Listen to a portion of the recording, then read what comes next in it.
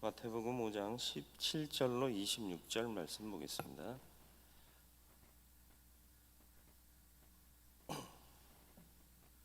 마태복음 5장 17절로 26절까지.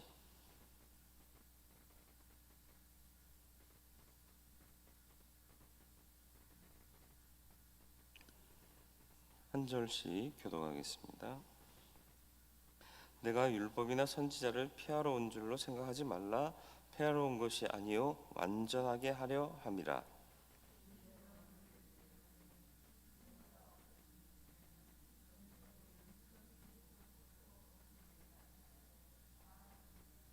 그러므로 누구든지 이 계명 중에 지극히 작은 것 하나라도 버리고 또 그같이 사람을 가르치는 자는 천국에서 지극히 작다 일컬음을 받을 것이요 누구든지 이를 행하며 가르치는 자는 천국에서 크다 일컬음을 받으리라.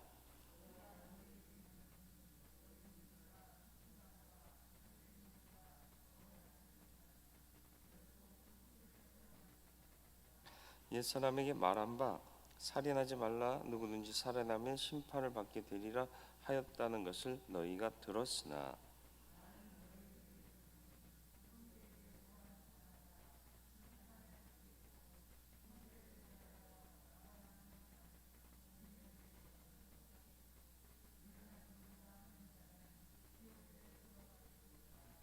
그러므로 예물을 제단에 드리려다가 거기서 내 형제에게 원망 들을 만한 일이 있는 것이 생각나거든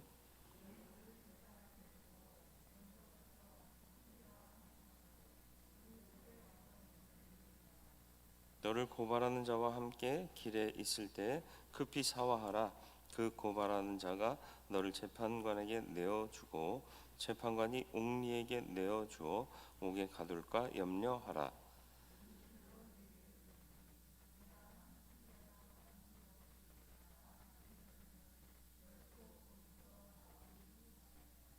아멘. 율법이 뭐냐? 그리고 또 율법을 완전케 하신다는 뜻은 또 뭐냐? 바리새인들과 서기관의 의라고 말씀하시는데 그 의는 뭐냐? 그리고 어떻게 해야 우리가 천국에 들어갈 수 있겠는가? 이것을 오늘 본문을 통해 말씀하고 계시죠. 먼저 율법의 완성 17절 내가 율법이나 선지자를 폐하러 온 줄로 생각하지 말라. 폐하러 온 것이 아니라 완전하게 하려 함이라 그랬습니다. 이 말씀은 다음에 나올 것에 대한 머릿말처럼 선포하고 시작하는 부분이죠. 율법이다 하면 보통은 전체 성경을 지칭해요. 근데 바리새인들은 율법을 말 그대로 율법 조항으로만 이해하는 경우가 많았죠. 그래서 주님이 듣는 이들을 대하여서 율법과 선지자다라고 포괄성을 갖고 말씀하고 있는 거죠. 이 율법이나 선지자 이렇게 표현하는 것은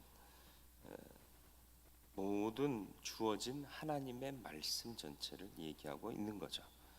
근데 여기서 폐하러 온 줄 생각하느냐? 하나님의 말씀이나 선지자들의 예언의 말씀이 폐해질 거라고 이스라엘 사람들은 누구도 생각하지 않고 있는 거죠. 왜냐하면 최고 권위의 말씀이에요. 근데 폐하러 온 줄 아느냐라고 폐하는 것에 대해서 강조하고 계시는 것은 뭐냐? 이미 너희가 패했다라는 것을 암시하고 있는 거죠. 어떻게 패해졌느냐? 최고의 법이고 완전한 법이고 하나님의 뜻대로 살 수 있도록 길을 가르치시는 이정표 같은데 1.1항이라도 없어질 수 없는 것인데 이스라엘 사람들이 패했다라는 것을 암묵적으로 말씀하고 있는 부분입니다. 천지가 없어지기 전에는 1.1항이라도 반드시 없어지지 않는다 그랬는데 유대인들이 율법의 소소한 부분들을 이미 무시하고 있었다. 의미 없어졌다. 있었다라는 거죠. 이스라엘이 적응한 것은 인류 최고의 유산인 율법을 가지고 있다는 자부심이었습니다. 바울도 말한 바 있지만 유대인들이 율법에 대한 관심은 특심했죠. 율법을 지키고 행하기 위해 존재하는 사람들처럼 여겨지기까지 했죠. 그런데 그들이 율법을 버렸다. 다시 말하면 가치 없게 만들었다라는 거죠. 왜요? 형식화되고 또 문자 그대로만 지켜지기 때문에 그랬다라는 거죠. 두 번째 20절에 보면 서기관과 바리새인들의 의라는 표현이 나옵니다. 그들의 의보다 낫지 못하면 결코 천국에 들어가지 못하리라. 바리새인들이 율법에 대한 열심이 얼마나 특심한지 모릅니다. 그리스도인들도 바리새인들처럼 열심을 내고 율법을 지키기 위해 극성을 부리고 그렇게 살으라는 건가? 아니죠. 우리는 바리새인이라는 말을 들으면 위선자라는 의미로 받아들이는 경우가 대부분이죠. 의도적으로 위선을 떤 건 아니었을 거예요. 그러나 오랜 전통 가운데 하나님의 법, 하나님의 율법이 도대체 우리에게 뭘 요구하느냐라는 정신을 따지기보다는 조항을 따짐으로 그 조항을 위배하지 않는 것에서 지켰다라는 생각을 가졌다라는 거죠. 이게 세상의 습성이에요. 세상은요, 의미나 정서 이런 것보다는 뭘 말하느냐, 뭐가 드러났느냐 이거 가지고 모든 걸 평가하거든요. 어떤 의미냐? 별로 중요하지 않잖아요. 법정에서 이 법의 의미가 뭐냐? 이렇게 적용하는 판사들은 거의 없어요. 그러니까 법을 악용하는 인간들이 생기는 거죠. 가끔 가다가 법정신의 의미를 알고 법 조항에 매이지 않고 정의를 구현하려는 깨어있는 판사들도 있어요. 그러나 소수라는 거죠. 세상의 논리가 그렇다라는 거예요. 근데 그 세상의 논리대로 하나님의 의를 이 사람들은 그렇게 지켜낼 거라고 착각하고 있었다라는 거죠. 그런데 그리스도인들의 의가 그들의 의보다 나아야 한다. 겉보기에 완전하려고 힘쓰고 애쓰는 바리새인들은요, 정해진 시간마다 기도해요. 그리고 항상 말씀을 몸에 달고 다녀요. 그러면서 하나님 뜻대로 행하려고 노력하며 살아요. 근데 우리는 과연 그들의 의보다 나은 의를 갖고 있느냐? 그들의 의가 주님께로부터 비판받은 이유는 뭐냐? 내면에서 우러나와 외면이 변화되는 것이 맞아요.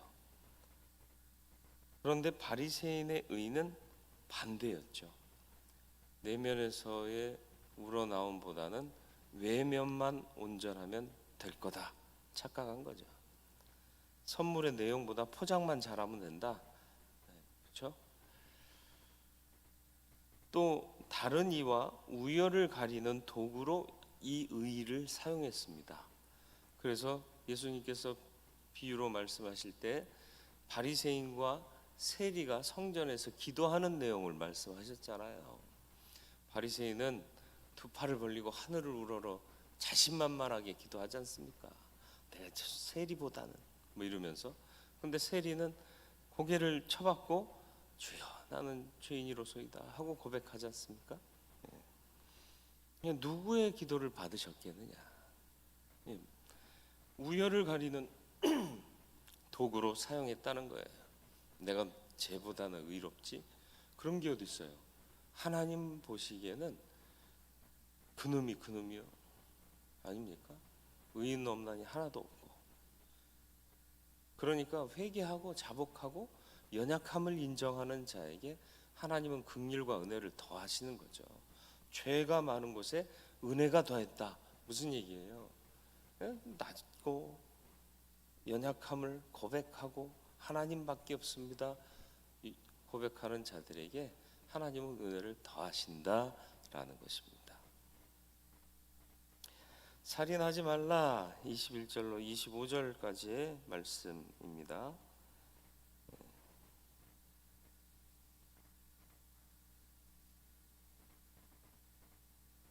그리고 화해하고 화목해라. 우리는 말씀을 듣기만 하는 사람들이 되지 말아야 합니다. 상고하고 그런가 하고 다시 한번 찾아보고 그렇구나 인정하면 그렇게 인정된 말씀을 가지고 살아가야 한다. 사도행전 17장 11절 베레아 사람들이 칭찬받아요. 왜요?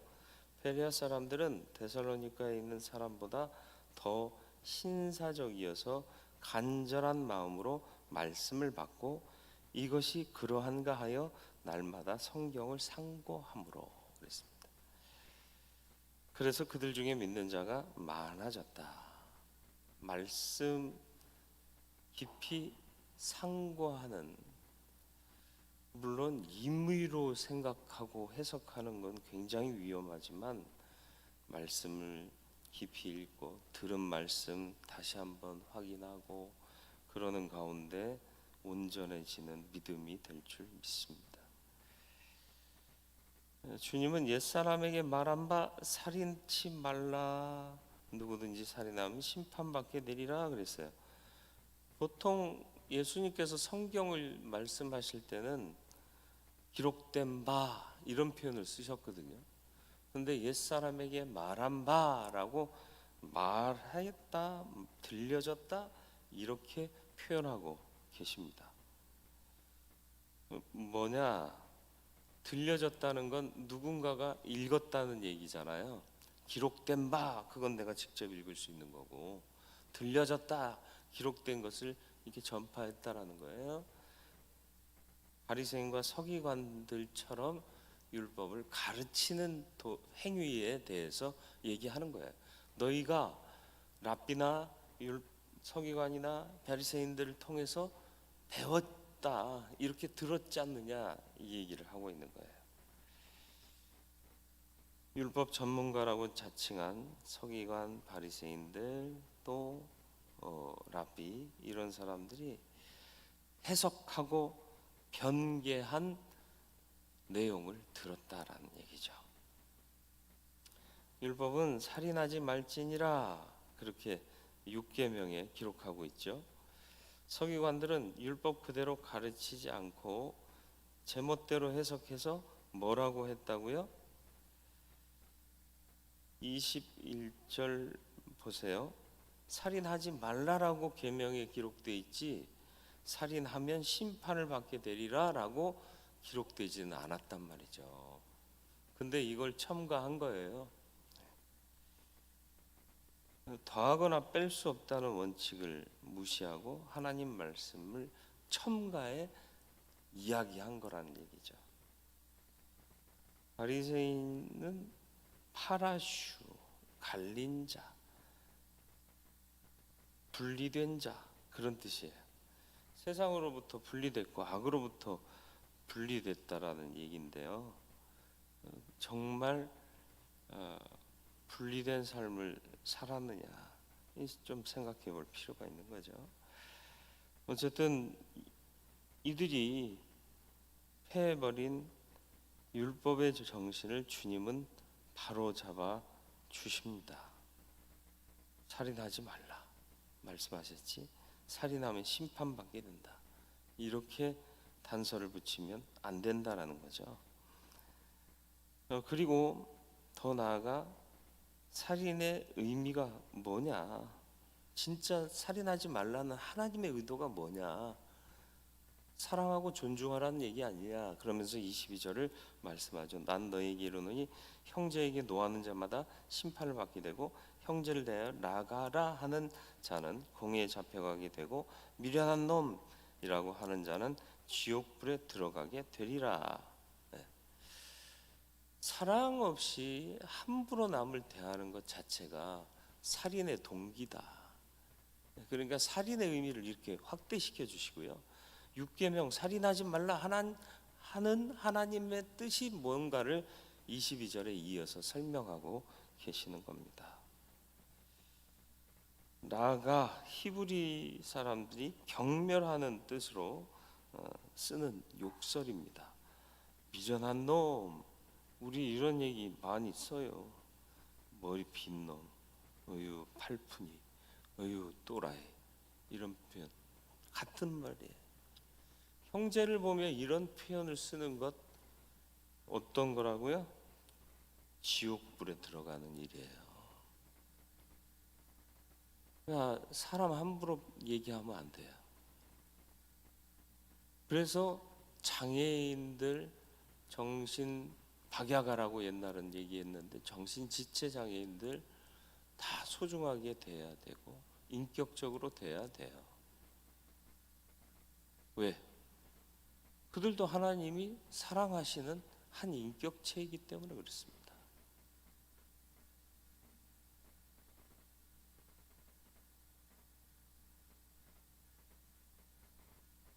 작은 것에서부터 큰 사건이 시작돼요. 미움, 노하고 또 그걸 가지고 욕하게 되고 그러다 보면 살인에까지 이르게 되는 거예요. 마지막 26절, 진실로 내게 이르노니 내가 한 푼이라도 남김없이 다 갚기 전에는 결코 거기서 나오지 못하리라.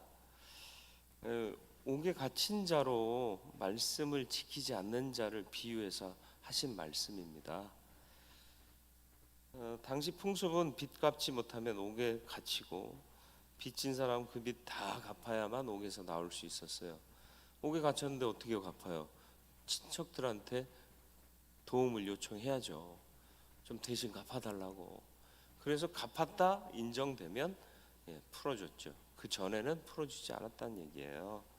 무슨 말일까요? 네, 우리가 하나님의 말씀에 대한 빚을 지고 사는 사람과 같다. 그것을 갚지 않는 한은 너희들이 감옥에서 나올 수 없다, 이 말입니다.